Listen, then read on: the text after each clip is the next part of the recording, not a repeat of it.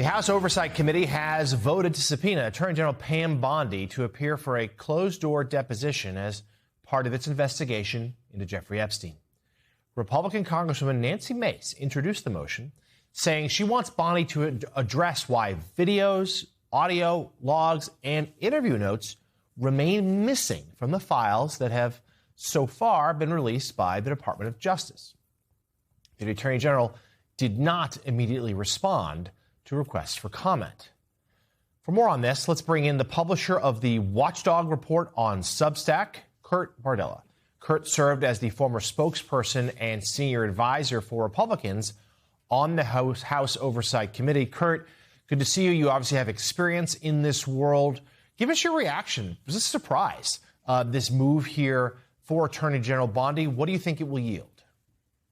Well, it's interesting, the timing, right after we just had the depositions of Bill and Hillary Clinton. It kind of opened the door, really the floodgates, for other members to say, listen, if the committee's going to spend time, resources, going all the way out to New York to interview former President Clinton, former Secretary of State Hillary Clinton, why on earth are we not hearing from people who have active eyes and ears on the Epstein files, who are in control of the flow of information, or lack of information in some cases, that's coming out? Members of Congress on both sides of the aisle are frustrated with the redactions, with files going up, files being taken down, other media entities doing investigative work, coming up with information that the committee doesn't actually have in real time.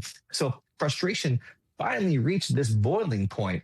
And you saw yesterday a bipartisan, this is an incredibly rare thing to have right now in this highly narrow majority that Republicans have. A bipartisan group of members voted to subpoena the Attorney General, blindsiding the chairman, James Comer, at the start of his hearing yesterday, to the point where he had to kind of punt that vote to later in the day to figure out what the real was. And it ended up having 5 Republicans join every congressional Democrat on that committee to vote for Bondi to come and start answering questions. And the key thing here, the most important thing about this, is it's a closed-door deposition. It's not a public hearing. She will not be able to grandstand and filibuster the way she did in the Judiciary Committee meeting a few weeks ago. This is a time where you have unlimited amounts of time. There's no 5-minute rule. There's no, I only have a few minutes to get my question in, so you can run out the clock on me. It's a deposition. The Clintons sat for 8 hours last week on tape. She's going to have to do the same thing. So if she decides to just monologue away, bring up extraneous things, fight back against those answering questions, the person there is going to say, okay, that's nice. Answer the question. We got all day. Yeah, it'd be very interesting to watch as we go forward. Kurt, so you're in Dallas, so we want to talk to you about Texas. In the Texas Republican primary for U.S. Senate, incumbent Senator John Cornyn and Attorney General Ken Paxton are now headed for a runoff on May 26th.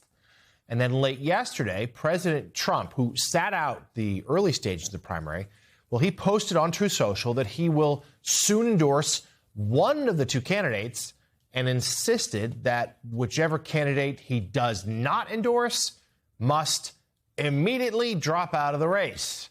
Thank you for your attention to this matter, the president said. Paxton, however, quickly said that he would not drop out, no matter whom Trump backed. So, Kurt, there's been some reporting that the operation around Trump is really steering him towards Cornyn for the endorsement. That's expected. But talk to us about this dynamic, that especially if, let's say, that happens and Paxton doesn't drop out. Well, that's a 2.5, almost 3-month primary that could get ugly and expensive. Meanwhile, Democrats, this is the best they felt about Texas in a long time. Yeah, this is the best case scenario, really, for Democrats. Talarico was declared decisive winner. He has open road ahead of him while Republicans try to figure this out. And if Paxton doesn't get out after Trump endorses Cornyn, it could be a very bruising 12-week period in which Republicans will have to spend their financial resources, time, and oxygen fighting amongst each other, while they won't be able to lay a glove on James Talarico. He'll get to spend the next 3 months sailing, doing what he wants to do, having his own message, raising resources and allocating them to benefit him, raising his name ID, running a positive campaign rather than having a Republican just feather and tar him and try to beat him up and down the Lone Star State. It's an open field and open road. That is the ideal scenario if Democrats are going to flip Texas. And you look at the numbers that have come in and the ways in which the Hispanic vote completely abandoned the Republican Party. We're looking at counties in which Republicans had less votes than Democrats when it came to the Hispanic vote. That's a huge swing from what we saw in 2024. Kurt Bardella, thank you. We appreciate you being on this morning.